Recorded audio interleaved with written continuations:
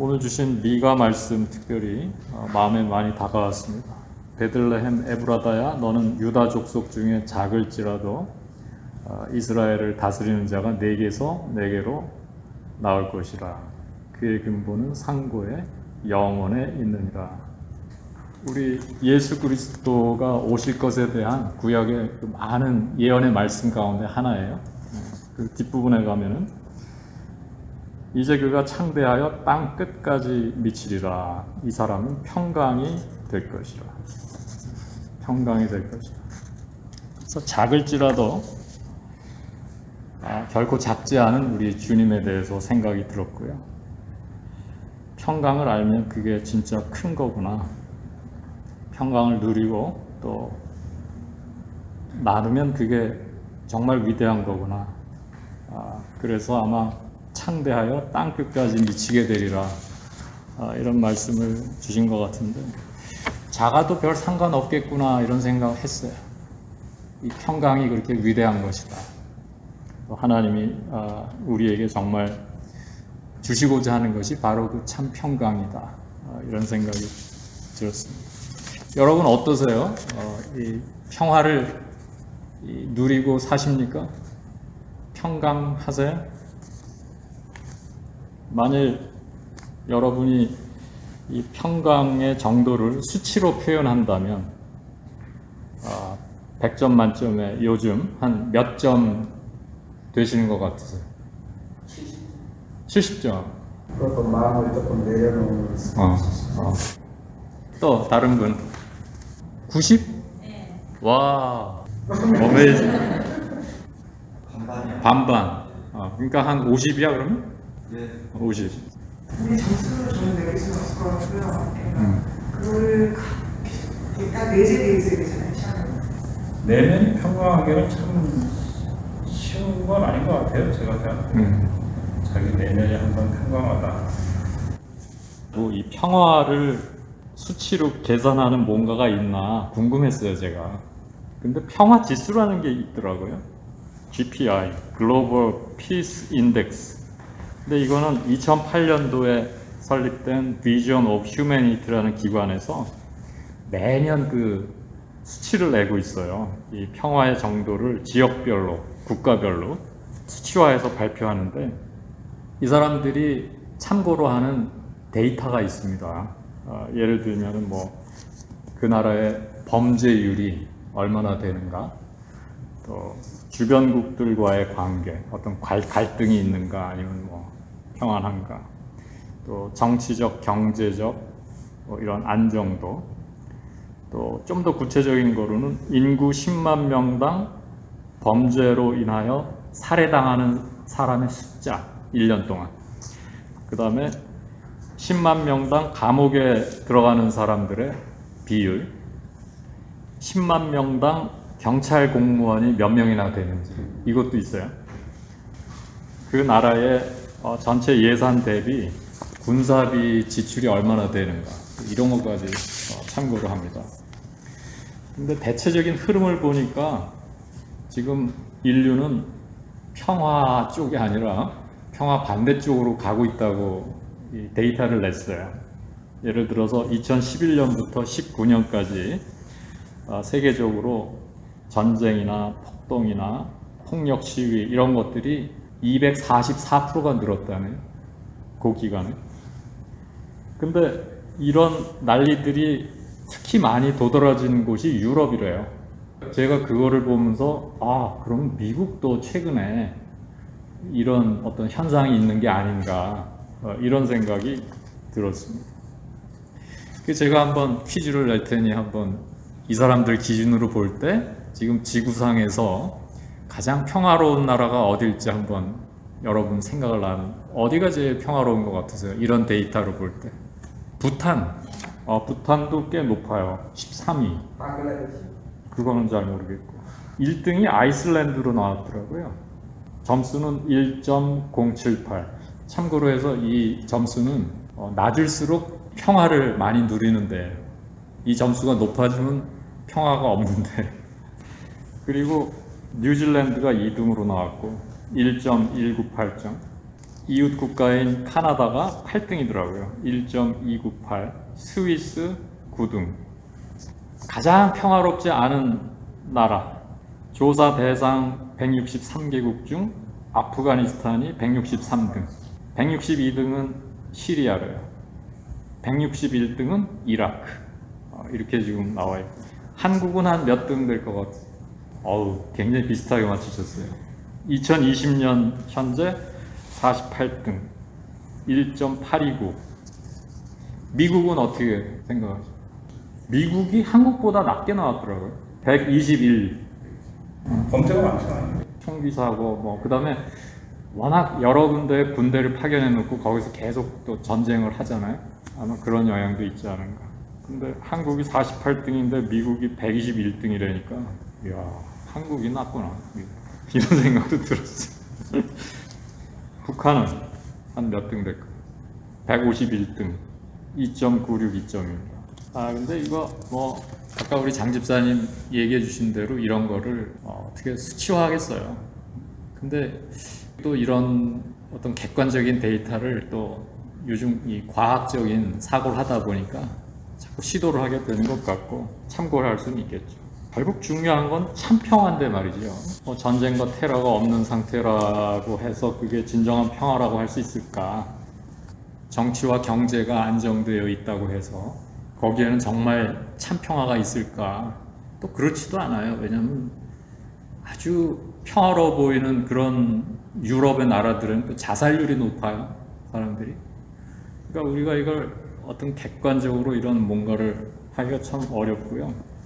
그래서 성경에서 말씀하신 이 평화, 히브리어 샬롬, 헬라어에서는 이제 에이레네라는 말을 쓰는데, 이렇게 말씀하실 때 이 평화는 우리가 보통 얘기할 때 그 평화보다 차원이 상당히 높고 깊이가 굉장히 깊다는 것을 우리가 알 필요가 있어요.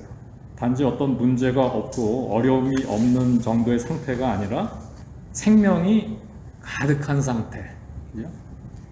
하나님과 화해를 이룬 상태라고 우리가 말씀드릴 수가 있습니다. 그래서 성경은 다른 것들에 대해서 다 그렇지만 이 본질을 아주 중요하게 여기잖아요.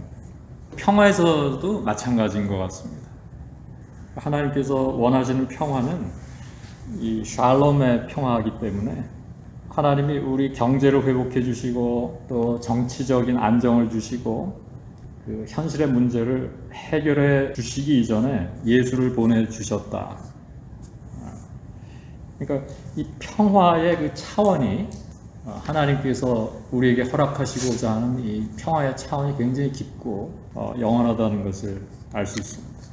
그래서 이 당시에 메시아 대망을 가지고 예수님에게 기대를 많이 했던 사람들, 그때도 진보도 있고 보수도 있었거든요. 양쪽이 다 실망을 했어요, 예수님에게. 예를 들어서 진보 세력은 로마에서 해방이 되어야 평화가 온다고 생각을 했는데, 또 먹고 사는 문제를 해결해 주셔야 평화가 올 거라고 생각을 했는데, 예수님이 오신 뒤에도 뭐 특별히 그런 문제가 해결된 건 아니죠. 물론 5천 군중을 먹이셨을 때 왕을 삼으려고 했는데 참 그 정도로 간절히 그런 현실 문제 해결을 바랬지만은 예수님의 궁극적인 목표는 또 그거는 아니었고, 가난한 자들은 항상 너희와 함께 있을 것이다. 심지어 이런 말씀까지 하셨단 말이죠. 또 이 보수 세력이 볼 때 예수님이 율법에 쓰인 것조차 철저하게 지키지 않는 모습을 보면서 또 나름 예수님에 대한 실망이 있었습니다. 그래서 이 양쪽에서 볼 때 다 예수님이 십자가에 달려 돌아가신 모습을 보면서 참 무력한 메시아다, 저건 메시아라고 할 수 없다, 이렇게 생각할 수 있겠지만은 곰곰이 생각해 보면은 그 평화를 이루시고자 했던 우리 예수 그리스도의 그 마음이, 그 접근법이 정말 맞는다는 것을 부정할 수가 없는 게, 한번 생각을 해보세요. 지금 이스라엘이 독립을 했습니다. 로마 망한 지 이미 오래돼서 지구상에 존재하지도 않아요. 그 땅에 평화가 왔습니까? 그렇지 않죠. 그 로마 식민지 치하에 있을 때보다도 어쩌면 더 혼란스러운 여러 가지 일들이 지금도 일어나고 있습니다. 자, 지금 또 과학이 많이 발전이 되고 농업기술도 발전돼서요, 맘만 먹으면은 지구상에 사는 사람들 다 웬만큼 먹고 살 만한 이런 세상이 됐는데 평화가 왔나요? 오히려 부익부 빈익빈에 골이 깊어지고 있어요.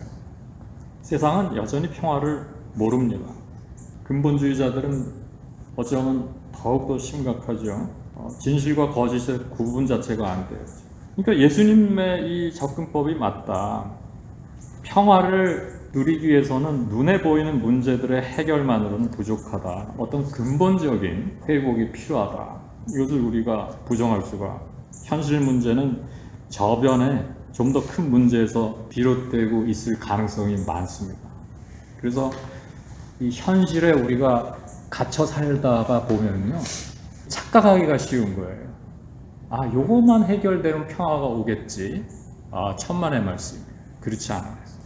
제가 이미 카톡방에 올렸지만 지난주에 여기 부엌 하수도가 막혔었어요. 처음에는 근데 싱크대가 막힌 거였어요. 그래서 싱크대를 열심히 뚫었습니다. 그랬더니 물이 조금 내려가는 것 같아. 아, 됐다. 근데 웬걸? 그 다음날은 변기가 막히더라고. 물을 내리는데 이게 넘쳐 흐르고요. 이상해 이게. 그래서 그때 비로소 알았어요. 아, 이게 싱크대에 고기 막힌 게 아니라 메인 관이 막혔나 보다. 그래서 이제 뚫는 거를 사왔어요. 처음에는 30불짜리 사왔어요. 그 쇠 줄 있어요. 이렇게 돌리는 거. 그거를 집어넣어갖고 돌렸는데요. 간에 기별도 안 가요. 아무 변화가 없어. 그래서 다시 가가지고 결국은 한 70불 넘어주고 전문가들이 쓰는 기계를 사왔는데, 이거는 강력한 모터로 한 이 정도 되는 두꺼운 쇠줄을 강제로 밀어 넣는 방식이에요. 근데 이 두꺼운 쇠줄이 이제는 상당히 깊이 들어갔겠다 싶은데도 이게 해결이 안 되는 거예요.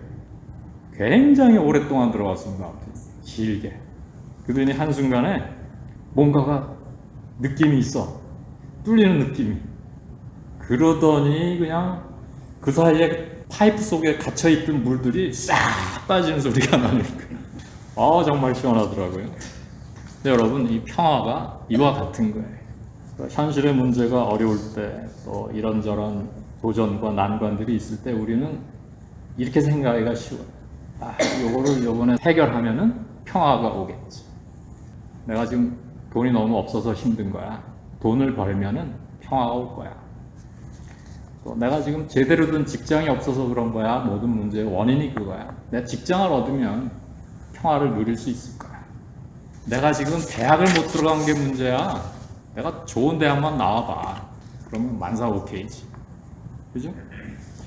지금은 저 정치적으로 이 문제야. 지금 이상한 사람이 대통령이야. 좋은 사람이 되면 이제 분명히 평화가 올 거야. 이렇게 착각을 한단 말이죠. 근데 사실은 이게 다 아주 국부적인 문제예요. 부엌 싱크대에 그거 막힌 거 뚫으면 해결되겠지, 이렇게 생각하는 거란 말이에요. 우리가 사실 그게 아닙니다. 메인관이 막힌 게 문제예요. 메인관이 뭘까요, 여러분? 그게 뚫려야 되는데, 그죠? 하나님과의 관계입니다. 우리가 하나님의 자녀잖아요. 이게 망가져 있어요. 그것처럼 중요한 게 없는데. 그래서 꽉 막힌 그거를 먼저 해결해야 되는데 우리가 해결할 능력은 안 돼요.